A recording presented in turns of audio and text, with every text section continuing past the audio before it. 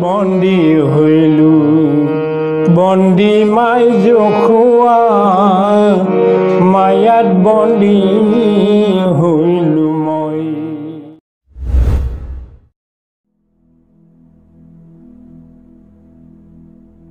কোনো এটা জাতিৰ সাহিত্যৰ অভ্যুদয় ঘটে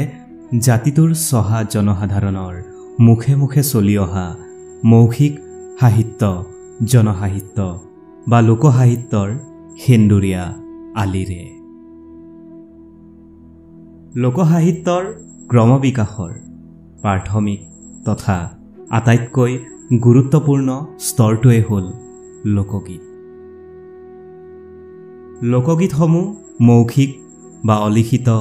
সাহিত্যৰ এক অন্যতম ভাগ লোকসাহিত্যৰ ইতিহাসত লোকগীতসমূহে এক বিশেষ স্থান লাভ কৰি আহিছে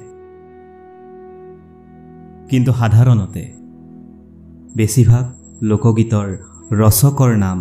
পোৱা নাযায় লোকগীতবোৰৰ অন্যতম আকৰ্ষণ হ'ল অজ্ঞাত ৰচকৰ ৰচনা এই লোকগীতবোৰ বিভিন্ন সুৰ আৰু লয়ত গাব পাৰি আৰু এই গুণটোৱে লোকগীতক জনসাধাৰণৰ মাজত বহু আগৰে পৰা বৰ্তমান পৰ্যন্ত স্বকীয়তাৰে বৰ্তাই ৰাখিছে লোকগীতত জনসাধাৰণৰ বাস্তৱ অভিজ্ঞতা প্ৰকৃতিৰ আৰু ব্যৱহাৰিক জীৱনৰ পৰা পোৱা বিভিন্ন অভিজ্ঞতাৰ আলম লৈ চহা কবিসকলে লোকগীতসমূহ ৰচনা কৰে ফলস্বৰূপে লোকসমাজৰ এখন স্পষ্ট ছবি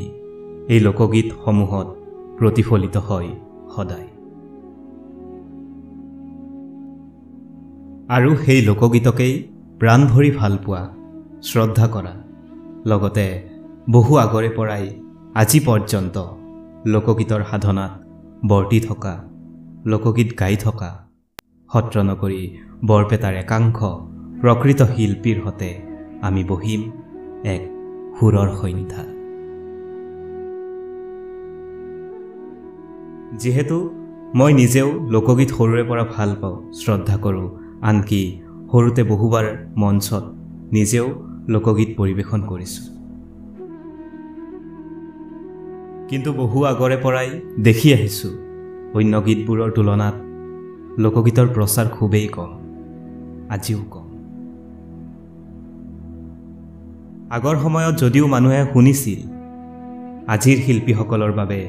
বা আজিৰ প্ৰজন্মৰ বহুতৰ বাবে হয়তো লোকগীত এক নতুন বিষয় সেয়েহে এটি সৰু প্ৰয়াসে কৰিছোঁ অকমান ব্যতিক্ৰমী ধৰণে লোকগীতক পুনৰ আপোনালোকৰ মাজলৈ লৈ যাবলৈ ধন্যবাদ